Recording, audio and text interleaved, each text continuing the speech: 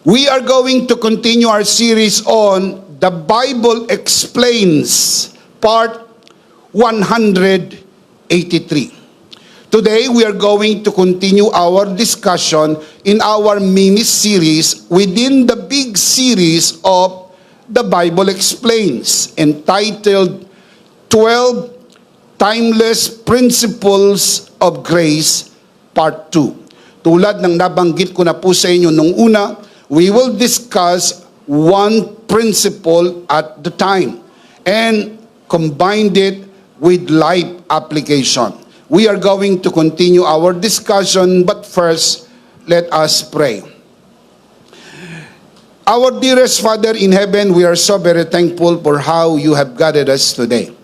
Thank you for the wonderful time of praise and worship. Truly, you inhabit the praises of your people. There is nothing in the world like this. For in your presence, there is fullness of joy. And even the psalmist declares, I would rather be a doorkeeper in your house than dwell elsewhere. For in your presence, there is so much joy and rejoicing. Thank you for the wonderful time of praise and worship. Thank you for these beautiful people who came here today to honor you. And equally, thank you for the beautiful people who are watching this broadcast and joining us via online. Thank you so much for your presence is truly wonderful. We commit to you this time, even this learning time, and it is our prayer that everything that will be said and done, all by your grace, for your glory, we pray in the name of Jesus, by the power of the Holy Spirit, and everybody would just simply say, Amen. Palakpakan po natin ang Panginoon. Praise God. Last week, we talked about the first timeless principle of grace. Today, we are going to add one more principle, the second principle of grace. But before we do that, let me just refresh your memory on the first principle. You can see this on your screen. Principle number 1, rest in Christ's finished work. We need to add one more today, and we will discuss this. And of course, as we always do at the end, we'll do the life application. Principle number 2, live from your true identity in Christ. I want to say this again. Live from your true identity in Christ. Sa wikang Pilipino, mamuhay ayon sa iyong tunay na pagkakakilanlan kay Kristo. Dapat alam natin ang ating tunay na pagkakakilanlan. At mula sa posisyon na alam mo yung identity mo, from that position, you begin to live from your true identity in Christ. Live from your true identity in Christ, not for the fleeting approval of others. In Christ, you are accepted and complete through His finished work. You don't need to strive for validation because His grace defines your worth. Ang tunay na halaga ng bawat isa sa atin ay hindi po nanggagaling sa opinyon ng mga tao patungkol sa atin. Wala tayong control sa kanilang kaisipan. Wala tayong control sa opinyon. Maaring magugustuhan ninyo, mas madalas ang hindi. Pero anuman ang sabihin ng mga tao tungkol sa atin, ang hindi po ito ang tunay na definition and worth ng ating pagkatao. Sapagat ang tunay na halaga ng ating pagkatao ay nasusukat kung paano tayo tinitignan ng Diyos. Tinitignan tayo ng Diyos mula sa pananaw na tayo ay na kay Kristo. Kaya napakahalaga po na alam mo na ikaw ay na kay Kristo. One of the most important series we have had from this pulpit is the series of In Christ Realities. Do you still remember that? Nagkaroon tayo ng mahabang series ng pag-aaral. In fact, 20-part series po yun. 20 bahagi ng series, pinag-aralan po natin yung in Christ realities. Now, some of you remember, but many of you, seemingly, you have forgotten.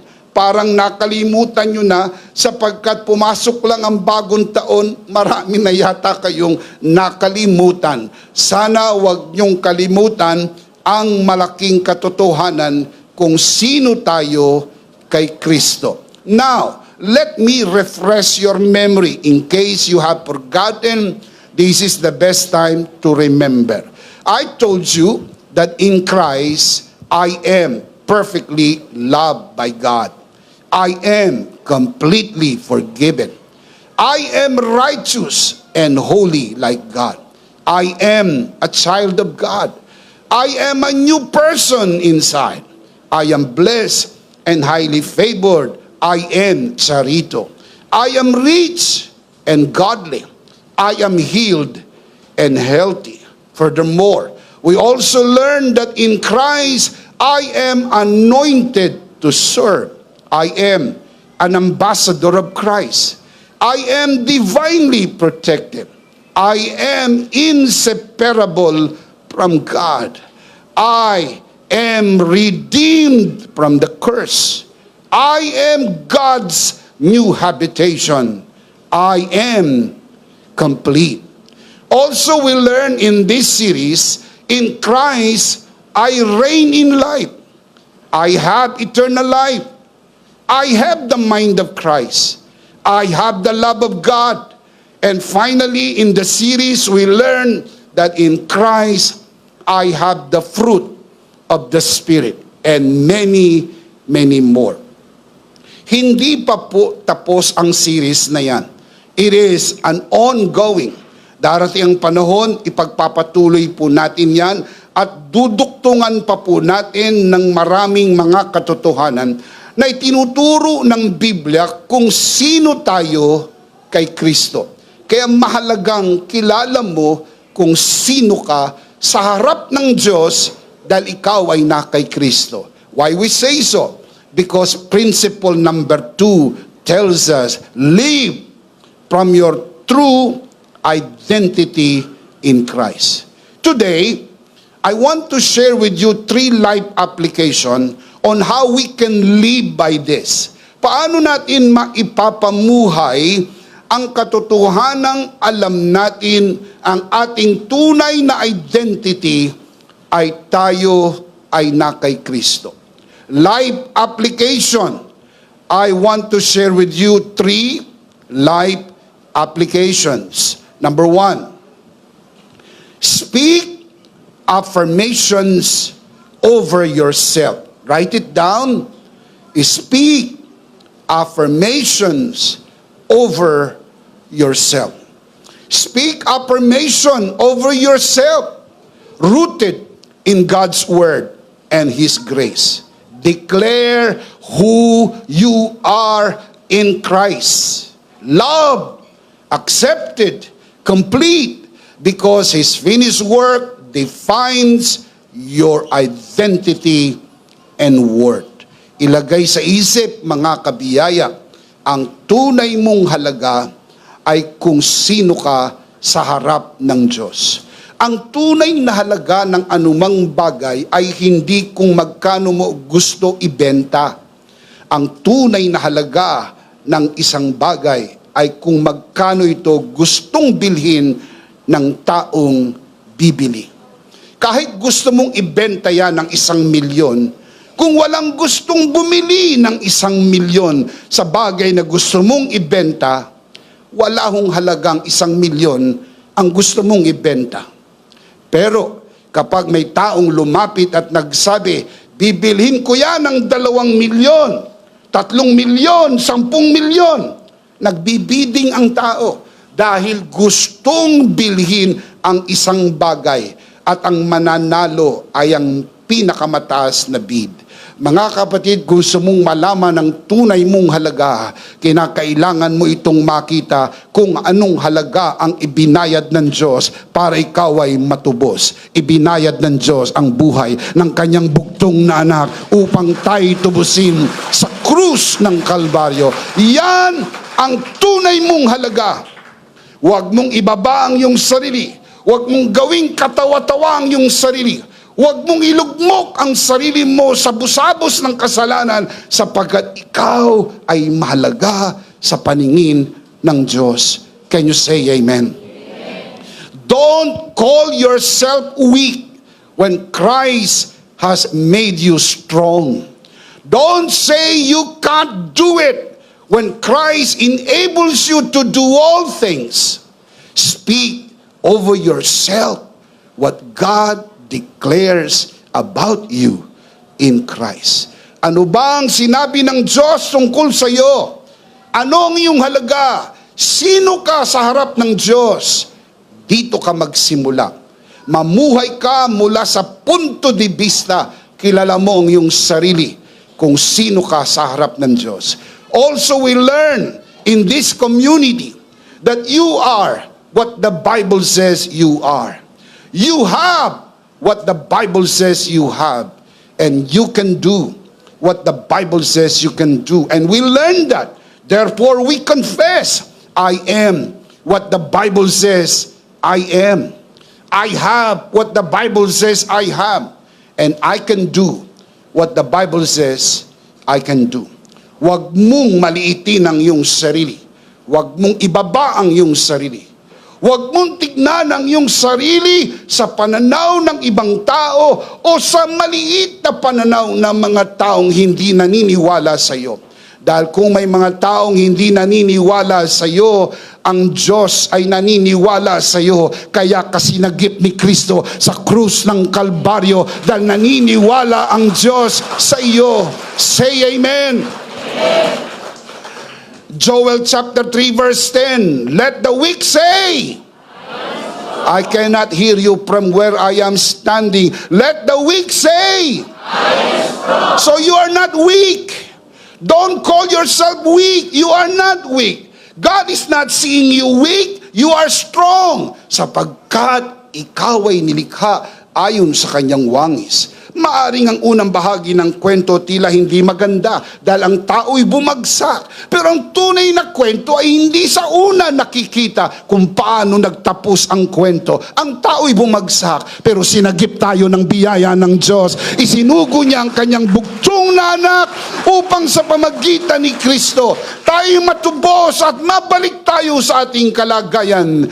Tayo'y minamahal ng Diyos. Can you say amen? 2 Corinthians chapter 12 verse 9 and 10. The Apostle Paul writes, but he said to me, my grace is sufficient for you, for my power is made perfect in weakness. Therefore, I will boast all the more gladly about my weaknesses, so that Christ's power may rest on me. Furthermore, he said, that is why, for Christ's sake, I delight in weaknesses, insults, hardship, in persecutions, and difficulties. Tell me why. Paul, please tell me why. Because for when I am weak, then I am strong. Kailan tumitingkad ang magandang bituin kapag madilim ang gabi? Kailan po nagiging kahanga-hanga ang biyaya ng Diyos kapag nakita natin ang ating kahinaan at ang ating kahinaan ay ang kalakasan ng biyaya ng Diyos sa ating buhay. Shout amen. Shout amen. When I am weak, then I am. So you are no longer weak because you came to the end of yourself. And now from the end of your salvation, and by the grace of God, you are now strong. Can you say amen? Philippians chapter 4 verse 13. The Apostle Paul writes, I can do all things through Christ who strengthens me. Do you believe that? Can you say amen to that? Palakpakan muna natin si Lord. Praise God. When God saw darkness, He spoke light, and light came. When Jesus saw sickness, He spoke healing. When He saw death, He spoke life. Likewise, when we see the impossible, speak miracles, then miracles will surely happen. Remember, it only happens to those who believe. Kapag nakikita mo na parang imposible, huwag kang mapanghinaan ng loob. Tumayo ka, ikwadrado mo yung balikat, harapin mo ang malaking bundok ng hamon ng taong ito at sabihin mo, when you face the mountain, shout! Again, when you face a great mountain, what do we do? Shout! Louder, shout! That is what we do. We shout, grace! Grace to it! Pag hinarap natin ang mga malalaking hamon, huwag tayong maduwag, huwag tayong umurong, huwag tayong tumakbong palayo. Harapin lang natin at sabihin natin, biyaya, biyaya, biyaya, dahil mas malaki ang biyaya ng Diyos sa anumang hamon ng buhay. Grace, grace to it. For we believe grace is greater than all. That is what we believe.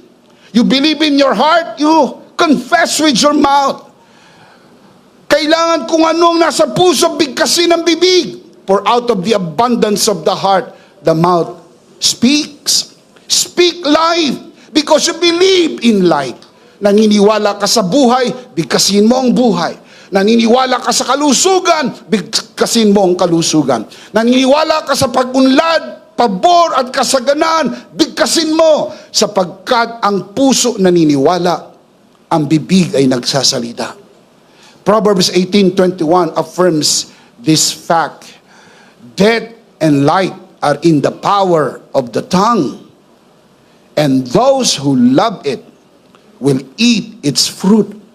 Ang buhay at kamatayan ay nasa bibig, nasa dulo ng dila ng tao.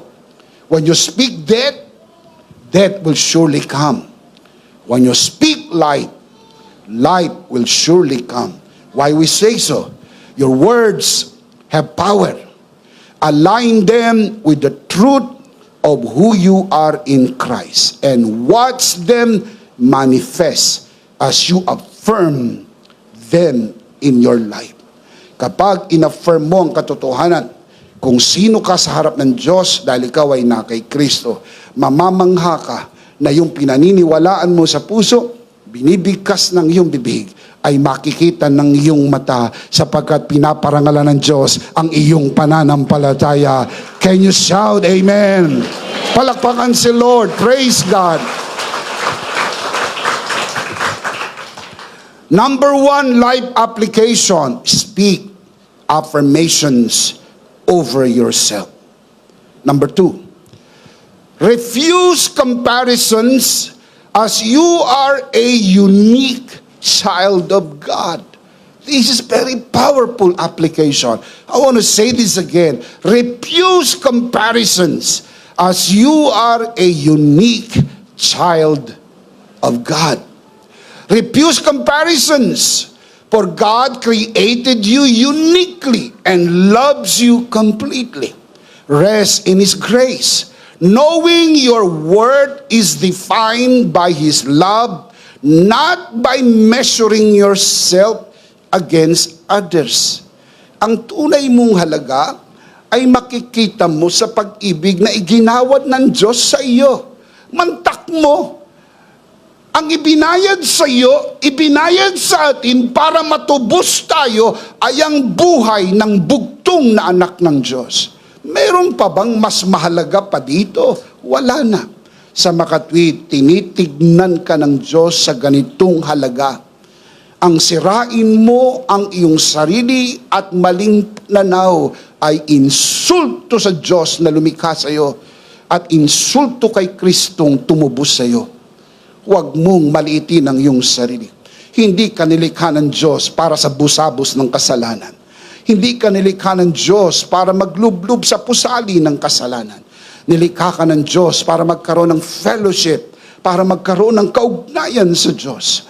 Dangalang tinangay tayo ng kasalanan palayo sa Diyos. Pero hindi ho nagpabaya ang Diyos. Pagbagsak pa lang ng tao, ipinangako na agad ng Diyos ang pangako ng binhi ng babae na ipapanganak nung unang Pasko at mamamatay sa krus ng Kalbaryo. Nang pakay ng kanyang ipinarito ay para tubusin tayo at ibalik tayo sa Diyos na lumikha sa atin dahil mahal tayo ng Diyos. Shout amen! Psalms 139 verse 13 to 14. For you created my inmost being. You knit me together in my mother's womb. I praise you because I am fearfully and wonderfully made. Your works are wonderful. I know that full well. Walang nilikha ang Diyos na pangit. Huwag kang pintasero. Huwag kang pintasera. Talagang sinadya ng Diyos na hindi tayo pare-parehas. Hindi ho tayo pare-parehas. Hindi pare-parehas ang kulay. Hindi pare-parehas ang hubog, hugis, lapad, nipis, taas, baba. Hindi pare-parehas. Sapagkat there is beauty in variety. Kahit anong ganda, kung pare-parehas, hindi na rin maganda. Kaya lang naman ho gumanda, sapagkat mayroong pagkakaiba. Ang pagkakaiba po ay hindi larawan ng kapangitan. Hindi dahil mas maitim kaysa sa iyo o mas maputi kaysa sa iyo o ibang hugis kaysa sa iyo ay mas maganda ka o mas maganda siya. Ang totoo, parehas kayo maganda sapagkat nilikha kayo ng Diyos ayon sa kanyang wangis. Say amen. While the world says beauty is in the eye of the beholder, true beauty is found in the eyes of the Creator, who sees your worth and purpose beyond outward appearances. Ang tunay na ganda ay hindi ho ang mundo ang nagsasabi. Kaya pilit po nating inaabot ang pamantayan ng mundo para magmukha tayong maganda sa paningin ng mundo. Mga kapatid, palagi tayong maganda sa paningin ng Diyos sapagkat tayo'y nilikha sa kanyang wangis at tayo po'y tinubos ng kanyang anak sa krus ng Kalbaryo. Can you say amen? Amen. Never compare yourself to others. I want to say this again. Never compare yourself to others. It diminishes the unique masterpiece God created in you. Celebrate your unique worth as His carefully crafted creation. Talagang iba-iba ang pagkakalikha ng Diyos sa atin. Sapagkat ang Diyos ay genius. At ang pagkakalikha ng Diyos sa atin, iba-iba, pero lahat maganda. Can you say amen? Your unique fingerprints are a reminder of God's intentional design. You are a one-of-a-kind creation, reflecting His grace and purpose in your life. Listen now. 8 billion ang populasyon ng buong mundo. 8 billion. Wala pong taong parehas ang fingerprints. Anong sinasabi sa inyo ng katotohanan na yan? Sobrang talino ng Diyos. Hindi siya naubusan ng design. Isipin mo, 8 billion ng tao, ang fingerprints, walang parehas. Sa makatwid, napaka-genius ng Diyos. Hindi nauubusan ng content. Di tulad ng mga vloggers. Nauubusan ng content. Nauubusan ng design. Sapagkat limitado ang isip. Hindi ang Diyos. Walang hanggan ng Diyos. Walang hanggan ng kanyang talino. Walang hanggan ng kanyang galing. Shout amen. Listen. No two fingerprints are alike. Fingerprints are formed through a combination of genetic factors and environmental influences during fetal development. Even identical twins who share the same DNA have distinct fingerprints. Amazing! Kahit kambal, magkaiba ang fingerprints. Now listen, aside from fingerprints, irises in the eyes are also unique in each individual. Listen to this. The iris, the colored part of the eye surrounding the pupil, has a complex pattern of ridges and colors formed during fetal development. Even identical twins have distinct iris patterns, making them reliable tool for biometric identification. Magkakaiba ang fingerprints. Magkakaiba po ang irises ng mga tao. Anong sinasabi sa inyo ng impormasyong naririnig nyo? You are unique. You are special. Sabihin mo sa iyong katabi, you are special.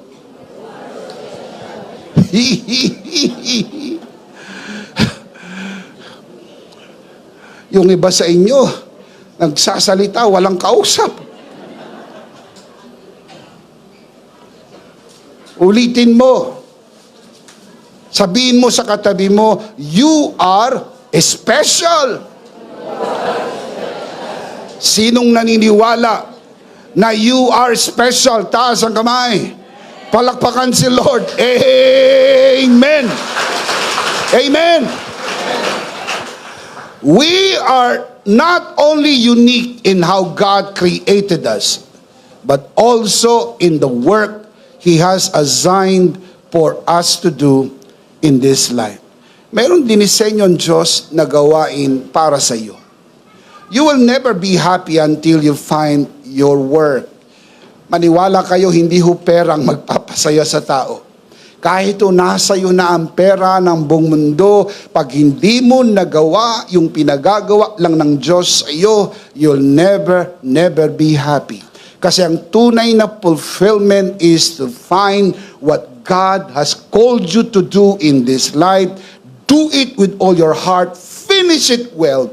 Then you will be very happy, because one day you will stand before the great Creator and you can even say from your heart, well done. I have finished my work. I have completed my work. I have finished my race. And the Lord will say to you, well done, you good and faithful servant. Can you say amen? Amen. Galatians chapter 6 verse 4 to 5. The Apostle Paul writes, each one should test his own actions. Then he can take pride in himself without comparing himself to somebody else. For each one should carry his own load. You have your own load. Kumbaga, mayroon talagang pinagagawa sa iyo. Huwag mong pakialaman yung pinagagawa sa iba. At huwag mo ring gayahin yung ginagawa ng iba. Alamin mo, bakit ka nasa mundo na ito? Anong pinagagawa sa iyo ng Diyos? At gawin mo ng buong puso. Tapusin mo ang iyong takbuhin. Tapusin mo ang iyong gawain. Sapagkat unique. Nobody does it better than you, because that work is designed for you. Pwedeng kopyahin ng iba, but you do better because that design is for you. Mga kapatid, nang nilikha tayo ng Diyos, meron po siyang plano sa atin. Meron ka ring sariling plano. Sana nga lang magtugma yung plano mo at yung plano niya. Yung plano mo maganda, pero yung plano ng Diyos mas maganda. Isuko mo ang plano mo sa plano ng Diyos, gaganda ang iyong buhay, sapagkat ang ganda ng buhay ay nasa Panginoon. Hallelujah! Amen! In the end, comparing yourself to others is pointless and unwise. God created you uniquely with a purpose. Only you can fulfill, focus on His plan for your life. Mayroong specific na plano ang Diyos para sa iyo. Meron pong design ang Diyos para sa iyo. Then you will discover it and you will see that you are unique and God has a unique purpose for your life. 2 Corinthians chapter 10 verse 12. The Apostle Paul writes, "We do not dare to classify or compare ourselves with some who commend themselves. When they measure themselves by themselves and compare themselves with themselves," anong sabi ni Paul? They are not wise. Hindi po wise mag-compare. It's absolutely pointless and unwise. Why you compare? Magkaiba kayo. Hindi kayo parehas. Marami kayong pinagkaiba. Tuklasin mo lang ang iyong uniqueness and the unique assignment that God has called you. Do it. Do it well. Finish and finish well. And you will be happy in this life and in the next life. Can you say amen? Amen. Number 1, speak affirmations over yourself. Number 2, refuse comparisons as you are a unique child of God. Number 3, I'll close with this. Do your task as one approved by God. Write it down. Do your task as one approved by God. Do your tasks, whatever they may be, with confidence, knowing that you are already approved by God through Christ's finished work. Hindi mo ginagawa ang isang bagay para aprubahan ka ng Diyos. Hindi mo pilit inaabot ang kanyang pamantayan para ma-stamp ka ng approval. Hindi po. Ang iyong approval sa harapan ng Diyos ay hindi mo napremyuhan ng iyong gawa. Ang approval mo sa harapan ng Diyos ay naipagkaloob sa iyo dahil kay Kristo. Dahil ikaw ay na kay Kristo, you are already approved. And from that point, you work and do your task as one already approved by God. You don't strive for approval. You live from it. Let His grace empower you to excel, for in Him you are fully equipped. Hindi niya ipagagawa ang isang bagay sa iyo na hindi kanya in-equip para magawa ito. Nilagay niya ang tamang kaloob. Nilagay niya ang mga tamang tao. Nilagay kanya sa tamang lugar. Hindi aksidente kung saan kayo pinanganak. Maaring iisipin mo, sana ay pinanganak ako sa marangyang pamilya. You may think like that sapagkat naiinggit ka sa mga kaibigan mong well-off. Sana iniisip mo, sana ay pinanganak ako sa Amerika, sa Canada. O sana ay pinanganak ako sa Los Angeles. Or maybe you may think differently. O sana ay pinanganak ako sa mga gusto nyong mga lugar. Pero bakit kayo pinanganak sa Capiz? Hindi para maliitin ang iyong pagkatao, sapagkat may plano ang Diyos sa iyo. Ba't kayo pinanganak sa pamilyang yan? Ba't yan ang naging mga magulang mo? Sana'y pinanganak ako sa mga matatangkad na lahi. Bakit kayo pinanganak sa ganyang sukat? Para maliitin ang iyong pagkatao? Hindi. Sapagkat laging ilagay sa isip, ang mga maliit, ang nakakapuwing sa malaking mata. Never ever underestimate yung mga maliliit. Mga kapatid, may mga bagay na minamaliit ang mundo, itinataas ng Panginoon. Palakpakan si Lord. Praise God. Praise God. Say amen. Our approval before God is not based on our works, but on Christ and His finished work. We do not work to be approved. Rather, we confidently work because we are already approved. Ang ating approval ay hindi premyo ng ating gawa. Ang ating approval ay biyaya na bigay sa atin. Hindi tayo karapat-dapat, pinaging dapat lang tayo ng kabaitan ng Diyos. Ephesians chapter 1 verse 6, you know this verse. I know you know this verse very well. Ephesians 1:6, to the praise of the glory of His grace, by which He made us accepted in the beloved. Mga kapatid, the word accepted, you know that, comes from the Greek word, charito, blessed and highly favored. Pero isa sa meaning ng charito, bukod sa blessed and highly favored, isa sa meaning ng charito, approve. Approve. Kaya ang senyas ng charito, 2 thumbs up. Approve na approve. Di ba pag tinanong kayo, Sir, approve na ba? Kung hindi ka makapagsalita, ang senyas mo, thumbs up. Walang nagsabing, approve na ba, sir? Wala. Approve na ba, sir? Wala. Kapag sinabing, sir, madam, approve na ba? Bigyan ka ng thumbs up. Pero dahil sa hindi lang approve, kundi approve na approve, 2 thumbs up.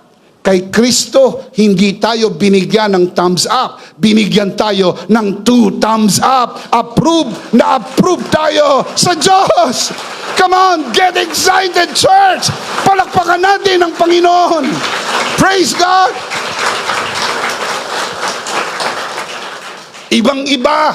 Ibang-iba kaysa narinig niyong sermon ng dati niyong mga pastor na ma-approve ka kay Lord dahil sa iyong prayer, dahil sa iyong service, dahil sa iyong offering, dahil sa iyong serbisyo, sakripisyo, sa iyong pag-aayuno, pagpapahirap sa sarili, at ikaw ay maging approve sa harap ng Diyos.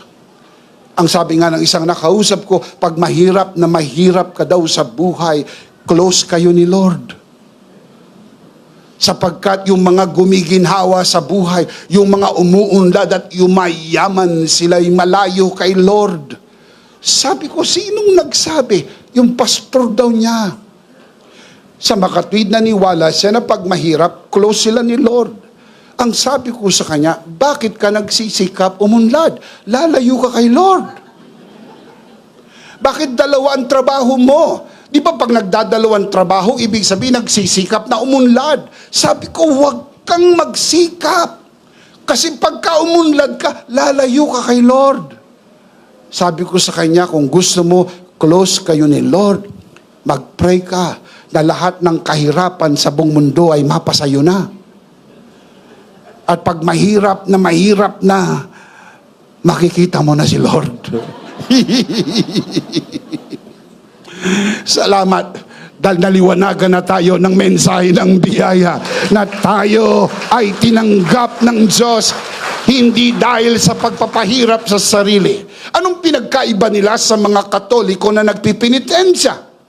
Yung pagpapahirap emotionally, pagpapahirap financially, materially, yung iba physically. Ano po ang kanilang purpose? To gain God's approval.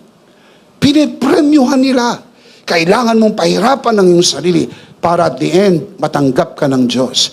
Kahit po sunugin mo ang iyong sarili, hindi ka pwedeng tanggapin ng Diyos, hiwalay kay Kristo. Dahil isa lang ang katanggap sa Diyos. Walang iba kundi ang kanyang anak. Pag ikaw ay nasa kanyang anak, 2 thumbs up ka, tinanggap ka ng Diyos, ikaw ay accepted, ikaw ay approved before God. Shout amen! So bigyan mo ang katabi mo ng 2 thumbs up, sabi mo sa kanya, you are approved! Sa kaliwa, sa kanan naman, you are approved. And everybody say, in Christ I am approved. In Christ I am approved by God. Do you believe that? Palakpakan natin si Lord. Praise God. Praise God. Ephesians chapter 2 verse 10 from the New Living Translation, beautifully worded. For we are God's masterpiece. Beautiful. You are God's masterpiece. For we are God's masterpiece. He has created us anew in Christ Jesus. Look at the purpose. So we can do the good works He planned for us long ago.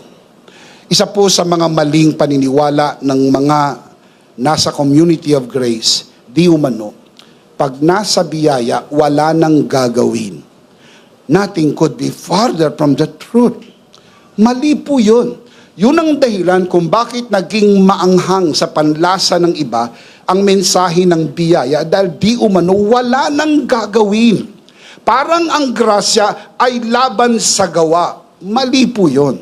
Ang hindi lang po natin inaayunan ay kapag ang gawa isinama mo sa grasya dahil ang tawag diyan disgrasya. Dahil insulto yan sa tinapos na gawa ni Kristong sapat na at hindi na kailangan dagdagan. Pero ang gawa ay hindi po pandagdag sa grasya. Ang gawa ay resulta ng grasya. Ang gawa po ay resulta ng biyayang iyong natanggap. 1 Corinthians 15:10, I am what I am by the grace of God. The grace of God is not without effect. Paul said, I work harder than all of them, yet not I, but the grace of God that was with me. Mga kapatid, kapag natanggap mo na yung grasya, you are now in a better position to do the work that God has called you to do. Why? Because you are His masterpiece. Meron talagang pinagagawa ang Diyos sa iyo. Kung tenga ka, dapat kang makinig. Kung mata ka, dapat kang tumingin. Kung ikaw ay bibig, dapat kang magsalita. Kung ikaw ay kamay, dapat kang humawak. Kung ikaw ay paa, dapat kang maglakad. Di yata tama kung ang kamay ang naglalakad. Di yata tama na ang mata ang dumidila. Di yata tama na ang tenga ang siyang umaamoy. Bawat parte ng katawan ay merong gawain. Tayo po'y parte ng katawan ni Kristo. Hanapin natin ang ating parte sa katawan ni Kristo kasi binigyan ka ng kaloob, binigyan ka ng talino, binigyan ka ng galing at husay. Isinama ka niya sa kanyang katawan upang magampanan natin ang pinagagawa ng Diyos sa atin sa biyaya ng Diyos. Can you say amen? Amen. 2 Corinthians chapter 3 verse 5 and 6. Not that we are competent in ourselves to claim anything for ourselves, but our competence, our approval comes from God. You see right there? Our competence or our approval comes from God. Verse 6, He has made us competent. He has made us approved as ministers of the new covenant. Not of the letter, referring to the law, but of the Spirit, referring to grace. Because the Spirit is called the Spirit of grace in Hebrews 10:29. For the letter kills, but the Spirit gives life. Can you say amen? How can you fail? There is no way you can fail. How can you fail when Christ has already won the victory for you? Made you more than a conqueror. Included you in His triumphal procession. And the fragrance of His victory fills the air around you. How can you fail? The answer is, there is no way you can fail. Hindi ka pwedeng mabigo. sapagkat hindi ka pa nagsisimula, pinagtagumpayan ka na ni Kristo, sapagkat ang kanyang tagumpay ay ibinigay sa iyo. Amen. Hindi ka pwedeng mabigo sapagkat nagsisimula ka sa posisyon ng tagumpay, sapagkat dahil kay Kristo ginawa kang higit pa sa mananagumpay. Inabot ni Kristo ang kanyang tagumpay sa iyo. Siya ang kumuha ng exam para sa iyo. Paano kang babagsak? Perfect! Pasado ka, hindi lang pasado, excellent, dahil si Kristo ang iyong tagumpay. Si Kristo ang iyong tagumpay. How can you fail? Paano kang matatalo kung tapos na ang laban? Inuulit ko, paano kang matatalo kung tapos na ang laban? Tinapos na ni Kristo ang laban sa krus ng Kalbaryo, isinigaw ng Panginoon, "It is finished." Tapos na, talo na ang kaaway, tayo po'y ligtas, tayo'y pinatawad, tayo po'y tumanggap ng grasya ng Panginoon dahil sa tinapos na gawa ni Kristo. How can you fail? There is no way you can fail. Isinama ka na sa parada ng tagumpay. Paano kang matatalo kung kasama ka na sa victory parade? Paano kang matatalo kung ang amoy mo ay halimuyak ng tagumpay? There is no way you can fail. Huwag mong tignan ang sarili mong talunan. Ang isang pagkakamali ay hindi nagdi-define ng iyong destiny. Maring nagkamali ka, maring nadapa ka, maybe you pushed the wrong button. Maybe you made the wrong decision. Maaring nagkamali kang ibigin ng maling tao sapagkat naghahanap ka ng pag-ibig. Paalala ko lang sa iyo, kahit na sino ang ibigin mong tao, mabibigo ka palagi sapagkat hindi niya kayang ibigay ang pag-ibig ng Diyos lang ang makapagbibigay ang pag-ibig ng Diyos. Naalala niyo po yung babae doon sa balon ni Jacob na nagkaroon ng 5 asawa. Ang sabi ni Jesus sa kanya, "Babae, bigyan mo ko ng maiinom ng tubig." Sumagot ang babae, "Paanong na ikaw na isang Hudyo ay nakikipag-usap sa akin isang Samaritana? Ang Hudyo at ang mga Samaritano ay hindi nag-uusap." Sumagot si Jesus, "Babae, kung nalalaman mo lang kung sino ang humihingi sa iyo ng tubig, ikaw ang hihingi sa akin ng tubig." Wow! Nagulat ang babae. Ang sabi niya, kanina lang humihingi ka ng tubig. Ngayon ako na ang hihingi ng tubig sa iyo. "Woman," Jesus said, "if anyone drinks the water from this well will be thirsty again. But if anyone drinks of the water that I will give him will never be thirsty. Ang sino mang uminom ng tubig na ibibigay ko, hindi na mauuhaw." Sumagot ang babae, "Bigyan mo ko ng tubig na ito para hindi na ako mauhaw." Sumagot si Jesus, "Tawagin mo ang iyong asawa." Napatras ang babae.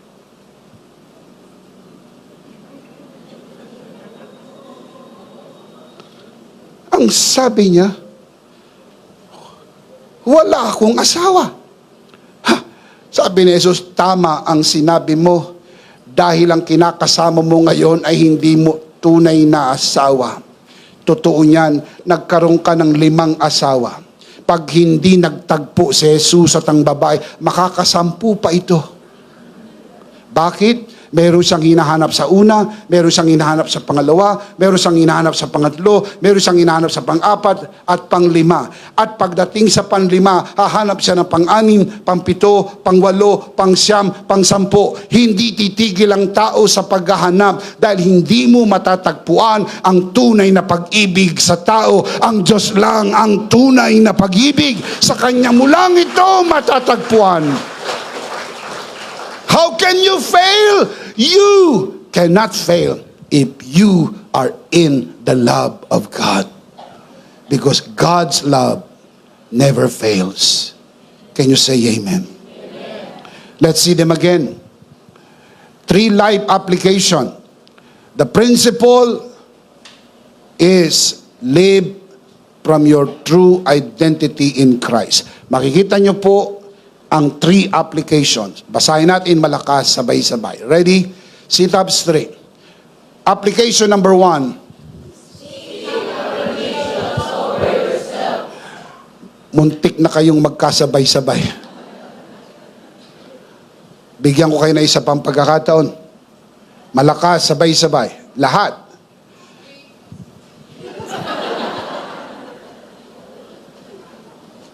One, two, three.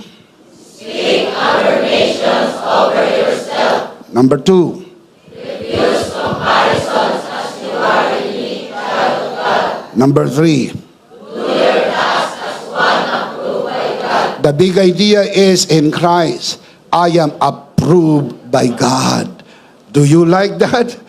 Palakpakan natin ang Panginoon. In Christ, I am approved by God. Can you say amen? Sabay-sabay, malakas. Ano ang big idea? Christ, I am approved by God. Of course, we do not want to end the broadcast without giving you, those of you who are watching this broadcast, the opportunity to receive Jesus today. Receive Jesus today and be saved. Receive Jesus today and receive God's stamp of approval. Because only in Christ you can find your approval. Hindi yan ibibigay ng tao sa iyo. Inuulit ko, hindi ibibigay yan ng tao sa iyo. Hindi yan ibibigay ng asawa mo, ng magulang mo, ng mga tao sa iyo. Ang makapagbibigay lang sa iyo niyan ay ang Diyos sa pamagitan ni Jesucristo. That is why we invite you to receive Jesus today and receive God's approval. Manalangin po tayo ng pagtanggap. Taas natin ang ating 2 kamay sa lahat ng narito sa loob ng bulwagan na ito. Samahan po natin ang mga nanonood sa broadcast. Sa pamagitan po ng broadcast na ito, sino man at saan man kayo nanonood, this is the time to receive Jesus today. Manalangin tayo, pikit ang mata, taas ang kamay, nakayuko ang ulo. Sumunod sa panalangin, bawat kataga na bibigkasin ko, ariin mong isang personal mong panalangin. Manalangin tayo. Panginoong Jesus, ako po'y makasalanan. Hindi ko po kayang iligtas ang aking sarili. Ako'y mapapahamak ng hiwalay sa iyo. Narinig ko po ang mabuting balita. Ako po'y naniniwala. Tinatanggap kita sa aking puso bilang aking Panginoon at aking tagapagligtas. Salamat po. Pinatawad mo na ang aking mga kasalanan. Isinulat mo na ang aking pangalan sa aklat ng buhay. Sa pangalan ni Jesus. Amen. Ako na lang po mananalangin, Ama, sa oras na ito. Tinataas ko po sa harapan ng sino mang sumunod sa panalangin ng pagtanggap sa unang pagkakataon sa loob ng bulwagang ito, lalo na po sa mga nanonood sa broadcast na ito.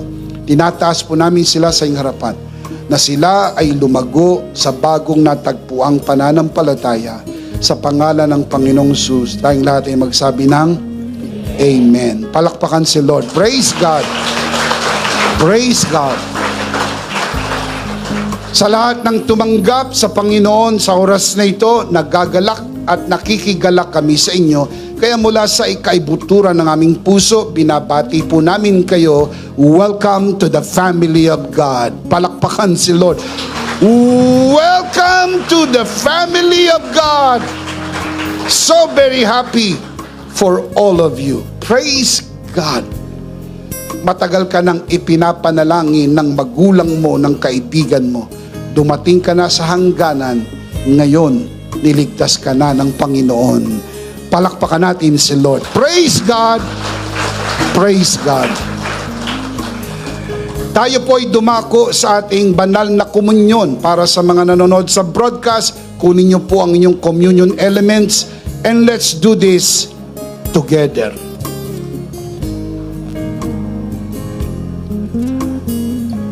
All right, let's do this together mga kabiyaya. Hawak-hawak po natin ang pinakamakapangyarihang simbolo ng tinapos na gawa ni Kristo sa krus ng Kalbaryo. Ito ang aral na tinanggap ko sa Panginoon at ngayon naman ay binibigay ko sa inyo. Nang gabing siya pagkanuloy dumampot siya ng tinapay, kanyang pinagpira-piraso at kanyang sinabi, ito ang aking katawan na pinagpira-piraso dahil sa inyo. Gawin niyo to bilang pag-ala-ala sa akin. Sabay-sabay po nating gawin.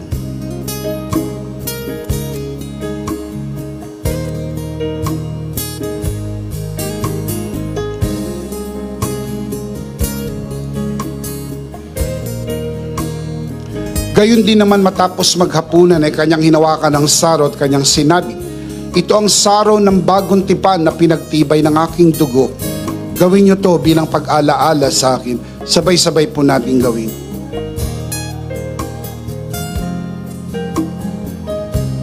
Ate po itaas ang ating dalawang kamay at sumunod po tayo sa panalangin na ito. Aming Ama, maraming salamat po sa aming Panginoong Hesukristo. Panginoong Hesukristo, maraming salamat po sa iyong banal na dugo na iyong itinigis sa krus ng Kalbaryo. Dahil po dito, lahat ng aming kasalanan ay iyon ang pinatawad. Maraming salamat po sa iyong katawan na nabugbog at nasugatan. Dahil po dito, lahat ng aming sakit ay iyon ang pinagaling. Gaya ng nasusulat, sa iyong mga sugat, ako'y magaling na. Ako'y naniniwala, ako'y magaling na. Aking dinideklara, ako'y magaling na. Ako'y malusog, malakas, masigla, pinagpala, pinaburan, at mabubuhay ng mahaba. Sa pangalan ni Jesus, maraming salamat po, Banal na Espiritu, sa iyong kapahayagan sa mensahe ng biyaya. Sa pangalan ng Panginoong Jesus, Amen. Amen. Palakpakan po natin si Lord. Praise God. All right, sabay-sabay, malakas. Ano po ang ating big idea? Christ, I am approved by God. One more time. In Christ, I am approved by God. Are you in Christ? Never ever doubt you are approved by God. All by His grace, for His glory. Everybody say amen. Of course, we do not want to end this broadcast without giving the opportunity for those who are watching this broadcast to bless this ministry. If this broadcast has blessed you, and if not asking too much, I would like you to bless this ministry with your love offering so that together we can reach the world with the message of full grace. And from the bottom of our hearts here at EMI, we would like to say, thank you for giving to the Lord. We'll see you next Sunday, prayerfully on site, but definitely we'll see you again online. Ako po si Bishop Emmy, kasama po si Pastor Dzo at ang kabuuan ng The Lord's Community and EMI Broadcast. Maraming salamat po. Stay a bit for more announcements. Stay blessed and stay connected. Always remember, in Christ, you are forever. Charito! Charito!